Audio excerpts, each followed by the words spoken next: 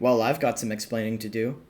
To anyone new to this channel, hi, I'm Cosmicos, and 4 years ago I began the largest journey of my position as a game developer. One that I'm to this day learning who I am, who I want to be, and of all places, it started on Rec Room, a VR-eccentric social platform whose reputation has been falling alongside their community.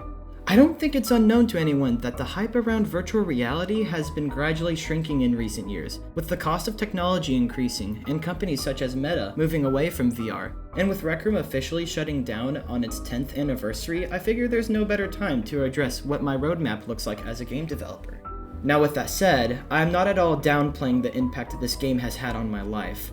I'd even go as far to say I grew more as a person in the past 4 years developing Liminal Collapse than any other chapter of my life so far. I literally started Rec Room as a freshman in high school, and now I'm graduating, all while I was fighting perfectionism to deliver the best game I could to a passionate yet dying platform. And I'm grateful for everyone who's been following my career with great interest. So, now what? With the new Backrooms movie trailer by Kane Pixels reigniting interest in the Backrooms mainstream, and many people entering the Backrooms fandom, now's a perfect time to be releasing a game, right? Does that mean you're still working on Liminal Collapse? Yes and no.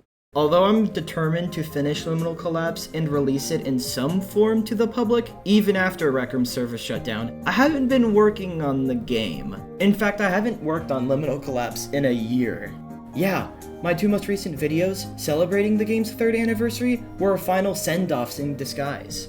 After releasing the 2nd level of Liminal Collapse, Insomnia, I was working tirelessly under the hood, fixing numerous bugs and design flaws, with the update in preparation for a patch to be followed by the next major update and level of the game, Omission, a fully original level idea separate from any Backrooms media.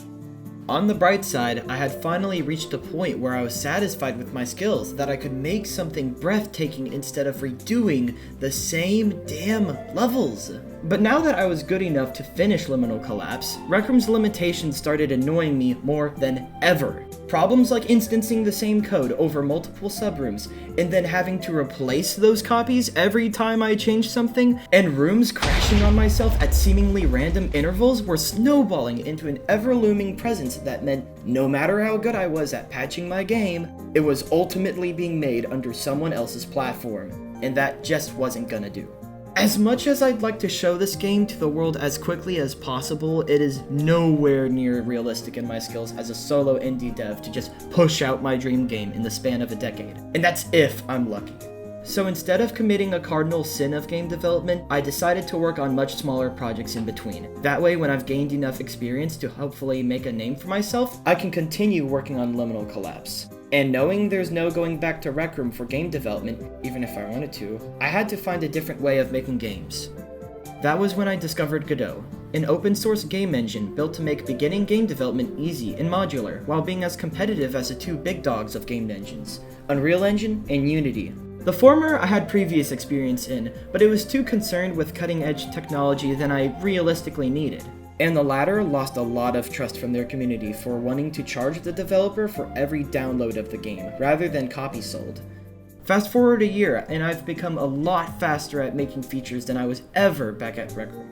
But I hear you asking, if you weren't developing Liminal Collapse, then what were you making? To which I say, thank you for asking! Now if you excuse me, I'll go back to the corner of my mental asylum. But seriously, what do I have to show for my journey?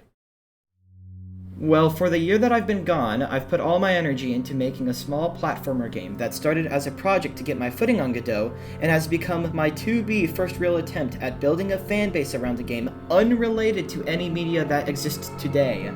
I know, a platformer game.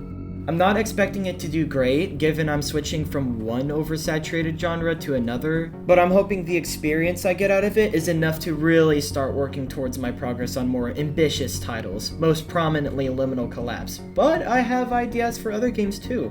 If you were a fan of my content before, I'd love to continue receiving your support in my current endeavors as I try to make something out of nothing, and ultimately make an example to never give up on what you're most passionate about. If this video does well and my voice doesn't sound like a fork scraping a plate, I'd like to keep recording my progress for you to enjoy, but I'm making content as a case study of what it's like to develop a game.